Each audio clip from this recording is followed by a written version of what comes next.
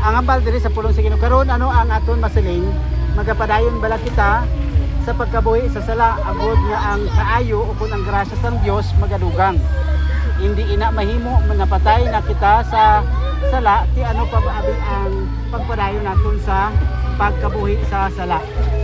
Verse 3, kay nakaibalugig kamo nga sa sinisang ginbautismuhan kita sa pag-iusa sa kay Kristo Jesus, ginbautismuhan man kita sa iyang pag-iusa sa iyang kamatayon. Gani sa atong pagbautismo ginlubong kita upod sa iya kag nagpakig-ambit sang iya pagkamatay agud nga subong nga si Kristo ginbanhaw gikan sa mga minatay sang makatilingalan nga gahom sang amay kita man magkakabuhi sang isa kabat o magkabuhi. Verse 5, kay ko nahiusa kita sa iya pagkapamatay sa amuman nga bagay maghiusa kita upod sa iya nga pagkabanhaw. Okay, so ano pangalan? Jojo. Glenn Reyna. Okay. So Glenn, so amo ini ang pulong sa Ginoo.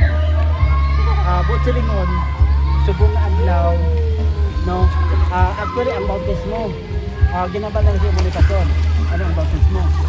Ang bautismo hindi sa makaluwa. Okay? Kwan lang ni siya, una nga step sa inyong mapag-obey sa Ginoo. It is an obedience act sa Ginoo. Sila niya dito nasa ulo sa Ginoo. Kumalin sa ginbato naman din sa Ginoo. Kumalin sa ginbato din sa Ginoo.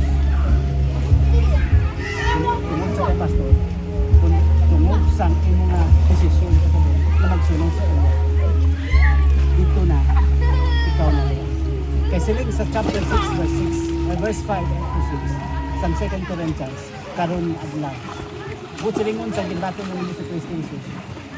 Ato man nga adlaw, amo ang adlaw, ikaw na lang. Sang imong ginsaligan si Kristo Jesus, imong ginsaligan, imong gintugan ang sa iya, pinagi sa iyang kamatayon dito sa Kristo sa Kalbaryo. Imo na nga nabato niya. Okay, siling diri kay ina karon kay mga naluwas kita. Ikaw naluwas kita. May magpadayon ka wala kita. Siling Apostol Pablo hindi na pwede. Kaya nga naluwas na kita. Ginbanhaw na kita. Ginhatagan na kita sa bakit. So hindi na kita dapat sa kabuhi na puno sang sala.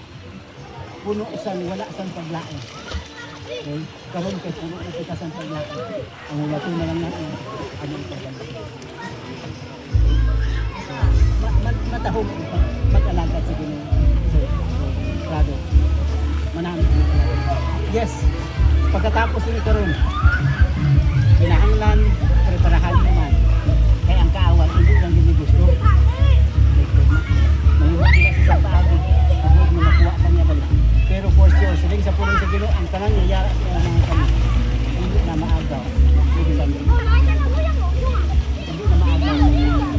Secure na kita sa kamapagin. Once na ako lang dito, padayon siya magpadayon man sa pag-secure.